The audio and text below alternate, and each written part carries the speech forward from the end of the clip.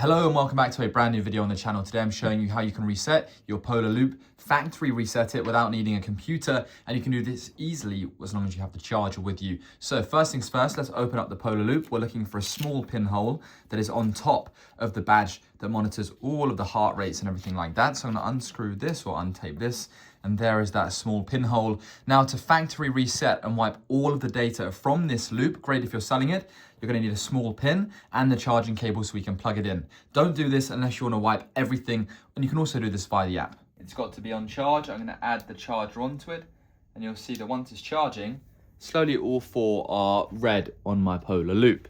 Now what I need to do is flip it over to the other side while still plugged in, and hold my pin into the button right here. For a few seconds, you should begin to hear and feel that clicking sound. And then all of a sudden you take it out and suddenly all four red lights are off. From there, you know it has been factory reset, as it then goes on to blink and flash in those colors. If I remove it from charging, it'll be disconnected as well. So thank you very much. Please leave a like and subscribe down below.